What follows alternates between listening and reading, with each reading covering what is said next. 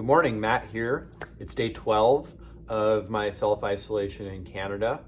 And those who know me even a little bit know that I'm a passionate advocate for passenger trains, for public transit. For the past 23 years, I've been a member of the Rail Passengers Association in the US. I've had varying levels of involvement, including interning for them, being on their staff, being on their board, and in the time of COVID, it's obviously been a human tragedy in terms of shattered lives, but also there's been a great toll on the transportation workforce and the communities that depend on transportation jobs and the jobs that those jobs support, and probably set the cause back of urban and rural mobility quite a ways. And we can only hope that recovery packages in the US and Canada and other countries will focus on getting the transportation sector back on its feet and prepared for when it is safe for there to be more travel. And even just in the time that I've been on this trip, we've seen some of these effects accelerate. In Canada, a COVID testing requirement was put into place and for all international arrivals, and the US is instituting the same effective a couple weeks from now. I fully saw this coming. There are private clinics here that can facilitate that type of testing, so I'm not concerned about my ability to return back to the States based on that.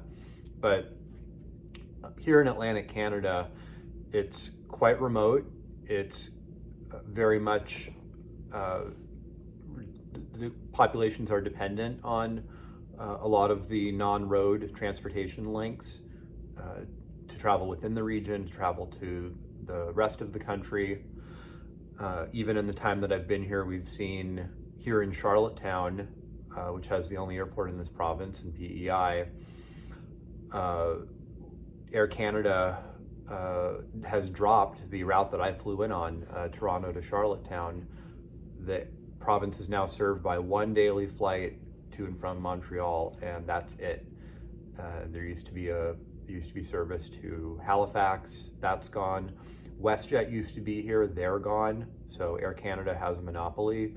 WestJet pulled out of most of Atlantic Canada, dropping 5 destinations, and they now only have skeleton service to Halifax. So having that lost competition is an economic suck. WestJet also announced this week that they're laying off thousands of staff.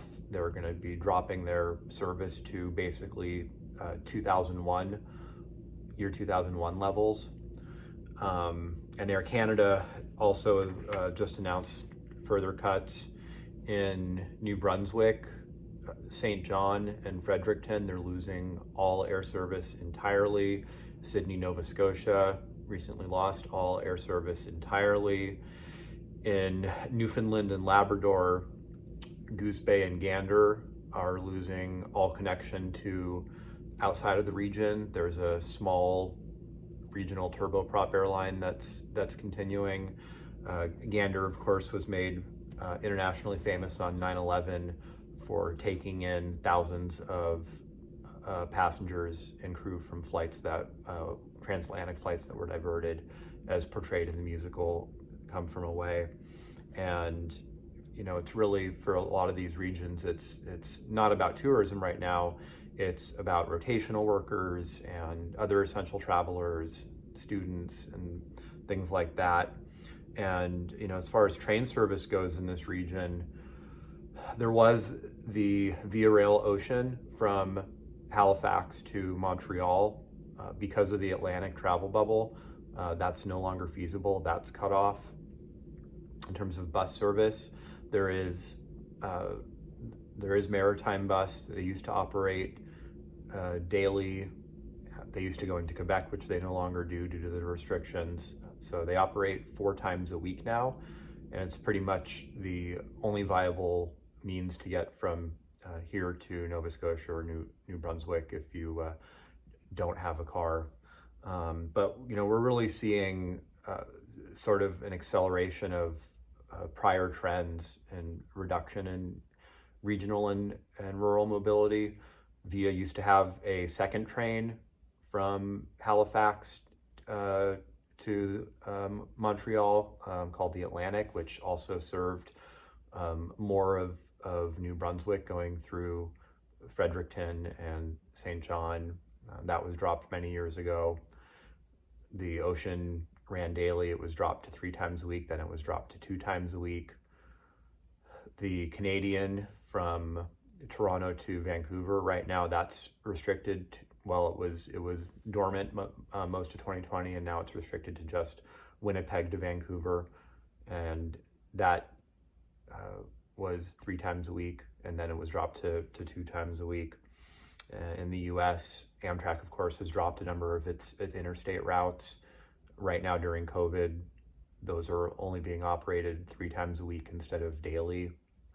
And Greyhound already abandoned most of Canada, pretty much all of rural Canada.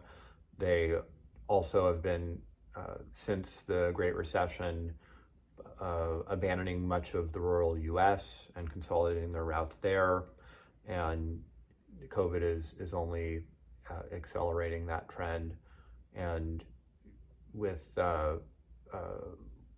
vaccines on the horizon and hopefully recovery coming soon, there's going to be a ramp-up phase to get these economic engines back up and running again. I'd point out that in tough times, highways never shut down. Automobile travel usually is not restricted. We've seen some cases in the US where states might devolve a 2-lane rural road down to the county level, and a county might take a maintained road and unmaintain it and turn it into a gravel road that's only accessible seasonally. But really, for the most part, once a freeway or a highway is built, it's there and no one questions whether it should exist. So I think we need to take great care to make whole the people who have been put out of work from these transportation reductions, including many of my friends, many of their friends and colleagues. And we need to make sure that communities aren't left behind and that people have options to get to medical appointments, to get to school, to visit family, and for there to be that economic multiplier that having affordable transportation options provides. And here in the Maritimes, I think it's going to be especially painful, even though Canada is largely a rural nation. It just has vast expanses with population, of course, mostly concentrated in the area closer to the US border, but pockets of it really scattered about. Most of it is contiguous, whereas here in the Maritimes, it's very much scattered with literal islands. And so I hope that Ottawa pays special attention to the transportation needs here as we come out of this crisis. So if you have thoughts, leave them in the comments below. Like and share this video, subscribe, and the light is at the end of the tunnel for this series to conclude in a couple days. Thanks so much.